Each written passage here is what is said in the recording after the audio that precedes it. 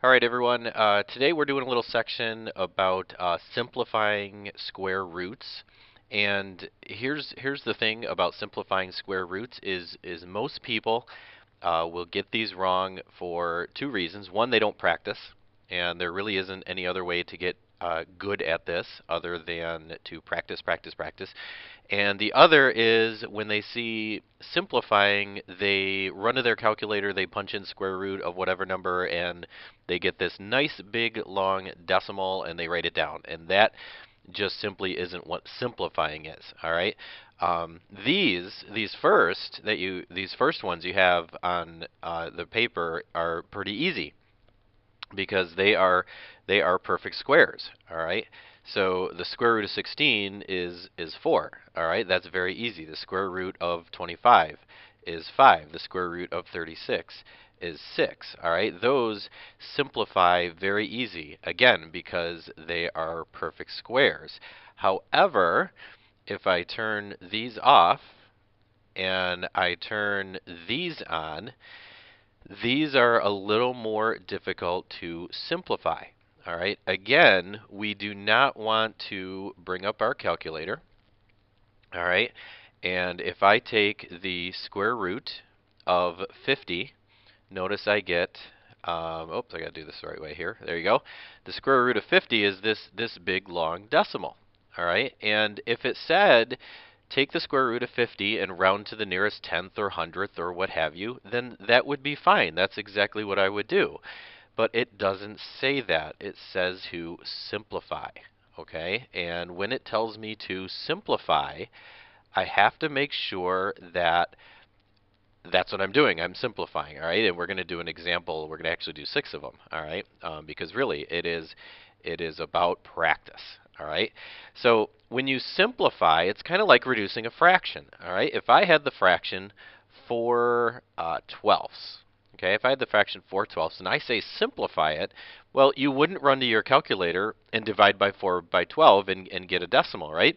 You would simplify it. You would try to reduce, and we all know that would reduce to 1/3, and that would be my simplified answer, okay?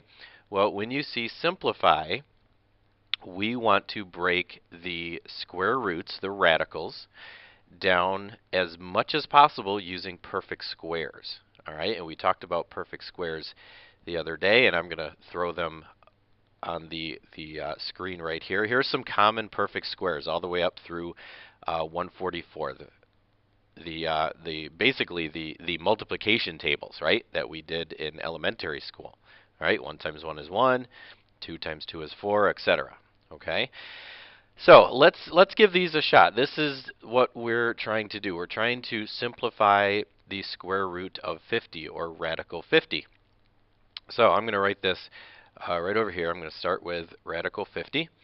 And what I want to do is I want to break 50 into a perfect square. Something times something. Multiply two things together and use one of these perfect squares. Well, if I look down the list here, and if you can't see it, what you can do is start dividing. All right, you can take 50 and divide by 4. And really, when doing this, I'm going to just cross this one off because that really doesn't change anything for us. So you'll see it in a minute. All right, 50 divided by 4. Well, that doesn't come out nice and even. All right, so I don't want to use that. And 50 divided by 9, that does not come out even. It's not until I get down to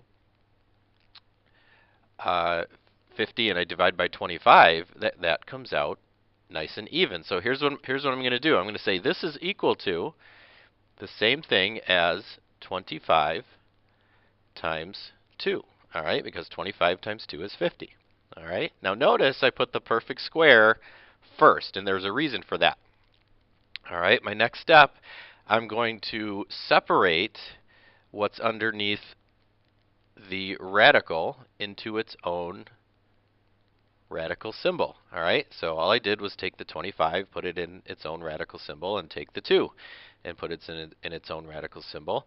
And see, now what that's done is this one is a perfect square. So the square root of 25 becomes a 5. I take the square root of 25, I get 5.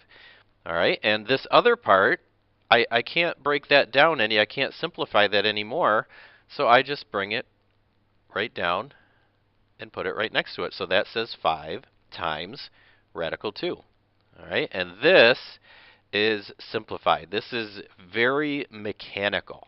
All right, this is not any kind of application in math. This is a process that you just need to know how to do in order to do bigger and better things. All right, so tonight is very mechanical type work.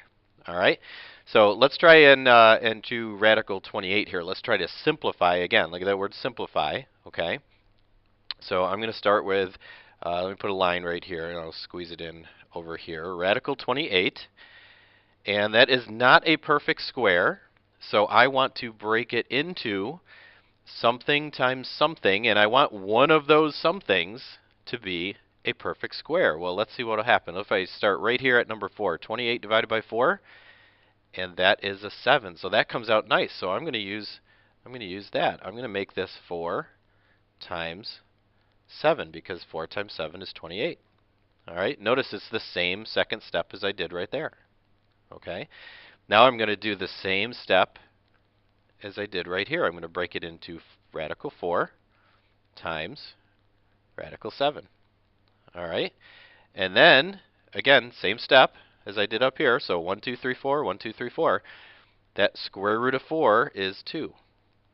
And the square root of 7, I can't break that down anymore. That's as simple as I can get it. So there's my answer.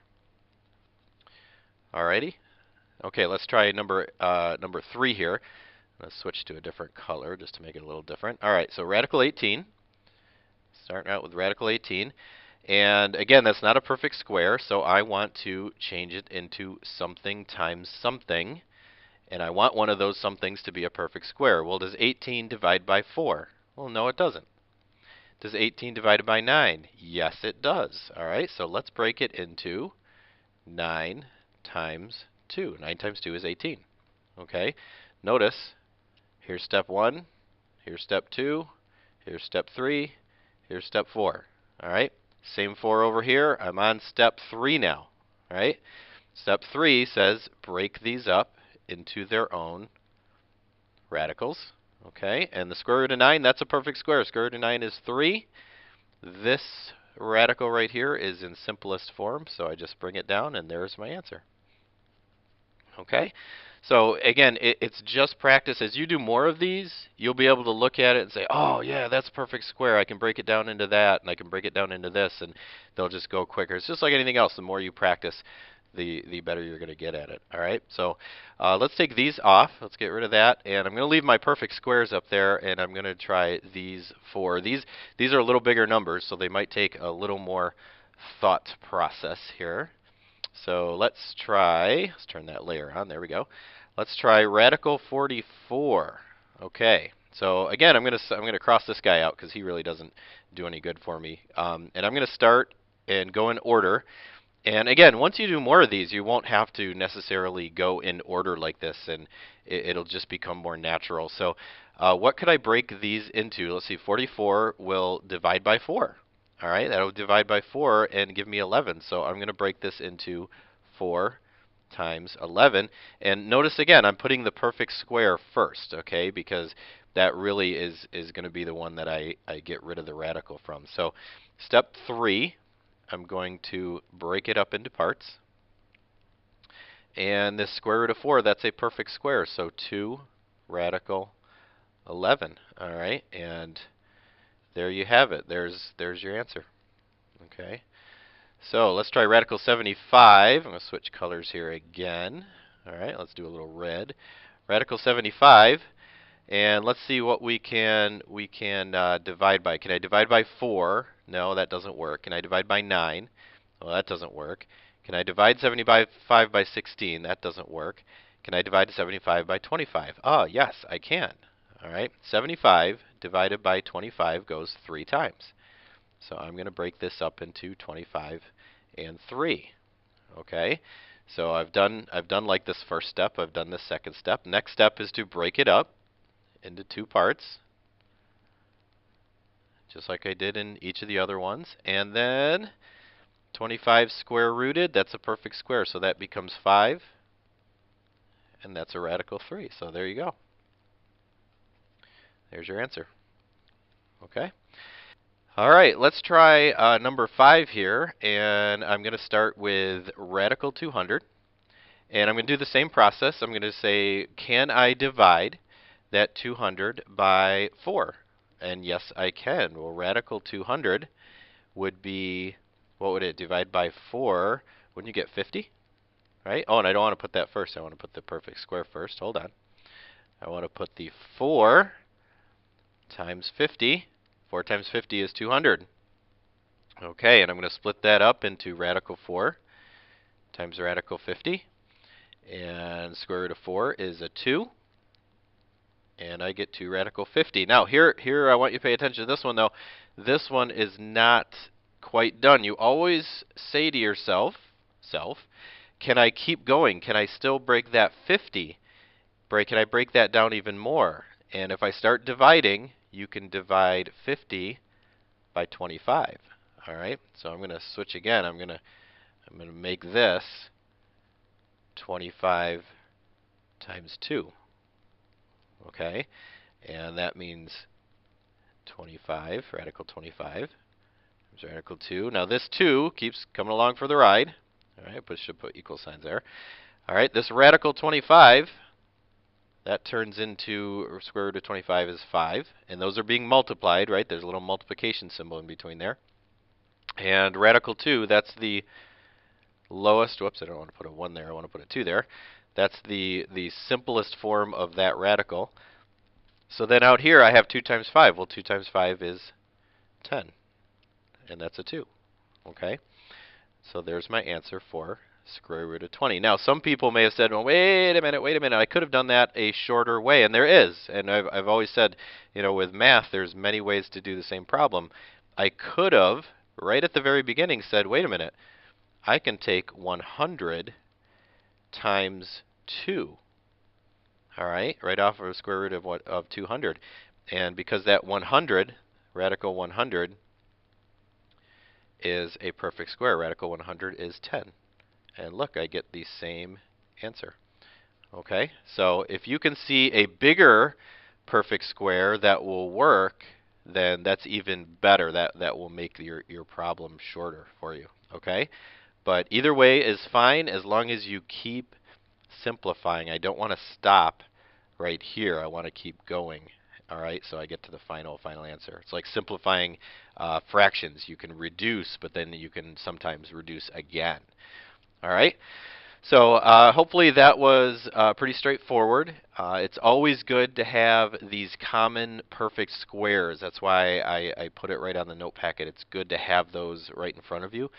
And again, the more you practice at these, really the easier they become. So it's just practice, practice, practice. All right? So thanks for watching, and we'll see you later.